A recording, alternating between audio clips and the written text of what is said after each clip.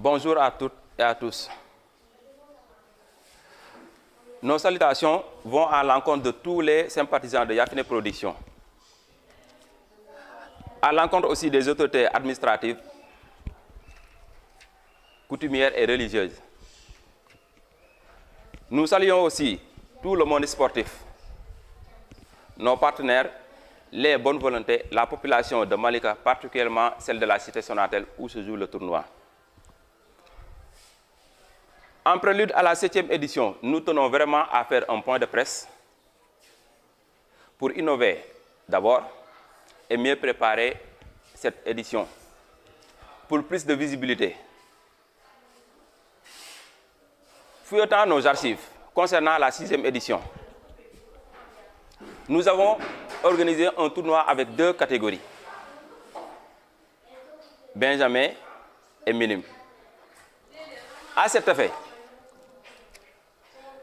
21 équipes en Benjamin et 16 équipes en Minime.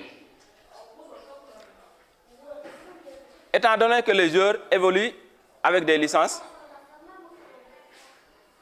548 licences ont été confectionnées, soit 312 pour les minimes et 236 pour les Benjamins.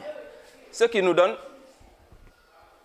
548 enfants donc qui ont participé à ce tournoi, encadrés par 72 encadreurs, comme on les appelle dans le tournoi. Le tournoi ne se limite plus à Malika. Et pour la 6e édition, nous avons vu la participation d'une équipe venue de Jahaï, qui a été finaliste en minime, et d'une autre équipe venue de Ben Brak, qui a remporté le trophée Fair Play. Comme toute manifestation aussi, il y a eu des manquements que nous avons relevés. Et à cet effet aussi, des mesures ont été prises lors de l'évaluation. Avec les moyens de bord que nous disposions et la participation de bonne volonté, nous parvenons à satisfaire les enfants et à mener aussi à bien nos activités depuis la première édition.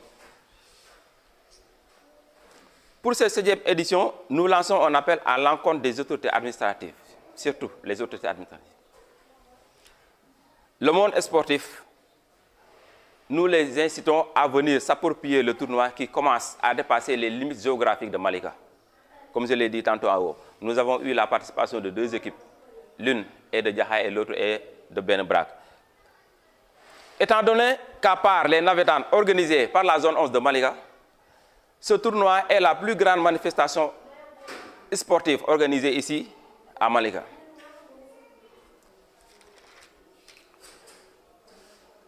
Pour cette édition, qui est la 7e,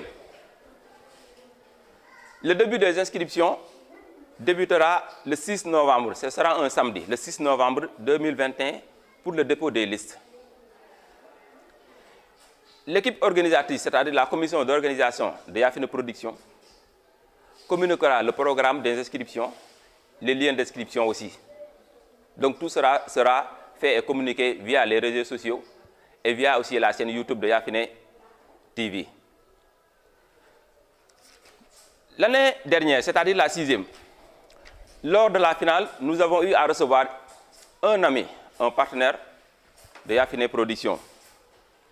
Et grâce à lui, nous avons pu décrocher, comme on peut le dire, des partenaires avec des internationaux sénégalais, à l'image de Khalidou Koulibaly.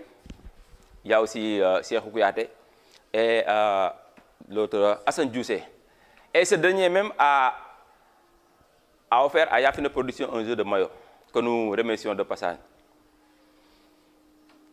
Pour terminer, nous remercions particulièrement les enfants pour leur attitude, leur respect, leur compréhension, mais aussi les encadreurs qui les accompagnent. Parce qu'à Yafine Production, c'est-à-dire dans le tournoi, il n'y a pas d'entraîneur. Il faut des encadreurs pour pouvoir encadrer les enfants. Parce que le tournoi de Yafine Production, ce n'est pas un tournoi comme les autres. Je l'ai dit tantôt, c'est la plus grande manifestation organisée ici à Malika, à part les Navétanes. Ceci dit, regroupant des enfants, plus de 500 enfants, pour une durée vraiment bien limitée, c'est-à-dire durant les vacances de Noël. Mais le tournoi se déroule pour 3 mois. Si on se réfère au calendrier, c'est-à-dire qu'on va commencer les inscriptions le 6, le samedi 6. Donc, il y aura novembre, décembre et janvier, pour mieux se préparer. Et en plus de ça, cela aussi, les joueurs évoluent avec des licences. Donc, c'est tout un travail qui doit être fait avant le début des inscriptions. Nous appelons les autorités administratives, comme l'a dit tantôt Moussa. Tout ce qui se fait ici, tout ce que nous organisons, nous le faisons pour le compte de Malika, pour le compte des enfants. Donc, on appelle à tous, on appelle lancé à tout le monde, particulièrement à la mairie de Malika. Oui, à la mairie de Malika. Nous nous lançons un appel solennel aujourd'hui. Nous avons choisi comme prétexte ce point de presse pour lancer un appel solennel à la mairie de Malika. Tout ce que nous faisons ici, nous le faisons pour la commune de Malika. Nous le faisons pour les enfants. Donc, on remercie tout le monde, les staffs de Yafine Production. Nous remercions aussi les bonnes volontés. Nous remercions aussi tous ceux qui ont participé, de près ou de loin, quelle que soit la participation qu'ils ont donnée, quel que soit ce qu'ils ont donné. Donc, nous avons reçu des encouragements. Nous avons reçu aussi des compliments. On a reçu aussi des suggestions. Donc, tout cela fait partie de ce qui nous fait avancer. Nous vous remercions et vous donnons rendez-vous le 6. Vous, les enfants, on vous donne rendez-vous le 6 novembre 2021. Le lieu sera déterminé et communiqué via les réseaux sociaux, comme je l'ai dit tantôt.